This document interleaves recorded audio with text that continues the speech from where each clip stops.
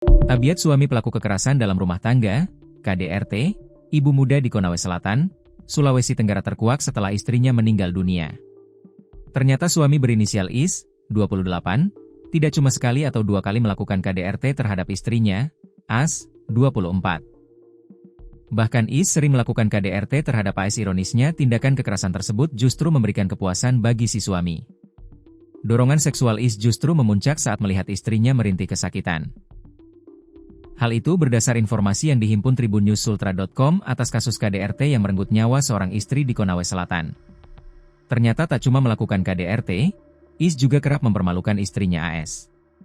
Sebelum mengembuskan napas terakhirnya, As diketahui sering menerima kekerasan fisik yang brutal dari sang suami. Aksi keji pelaku disinyalir akibat rasa cemburu buta yang tak terkendali. Pelaku kerap menuduh korban berselingkuh tanpa alasan yang jelas. Tuduhan tak berdasar itu selalu berujung pada tindakan kekerasan fisik yang membuat tubuh korban babak belur.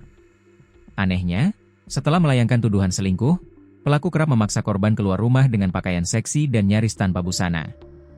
Tindakan ini sengaja dilakukan pelaku untuk menghukum sekaligus mempermalukan korban di hadapan pria lain yang dicurigai sebagai selingkuhannya. Korban dituduh berselingkuh dengan berbagai orang yang ditemuinya saat berbelanja di pasar, mulai dari juru parkir hingga penjual udang. Penderitaan korban tidak berhenti di situ. Setibanya di rumah setelah dipaksa berpakaian minim di luar, pelaku kembali menyiksanya. Tanpa rasa belas kasihan, korban disiksa hingga sekujur tubuhnya dipenuhi luka lebam. Bahkan, pelaku sempat menggunting rambut panjang korban demi memuaskan hasratnya. Tragisnya, tindakan kekerasan ini memberikan kepuasan tersendiri bagi pelaku. Dorongan seksual Is justru memuncak saat melihat istrinya merintih kesakitan. Usai memukuli korban tanpa ampun, pelaku langsung menyetubuhi korban yang sedang dalam kondisi tidak berdaya. Puncak dari aksi keji pelaku terjadi pada Sabtu, 30 Mei 2026. Saat pelaku kembali melakukan penganiayaan, korban akhirnya mengembuskan napas terakhir dalam kondisi tanpa busana. Mirisnya, korban diduga sudah meninggal dunia sejak waktu subuh. Namun, pelaku baru melaporkan kematian istrinya kepada pihak keluarga setelah hari memasuki waktu malam. Peristiwa berdarah ini terjadi di BTN Reski, Desa Ambepua, Kecamatan Ranometo, Kabupaten Konawe Selatan, Konsel, Sulawesi Tenggara. Saat dievakuasi, jasad korban dipenuhi luka lebam di sekujur tubuh akibat siksaan berat yang berulang.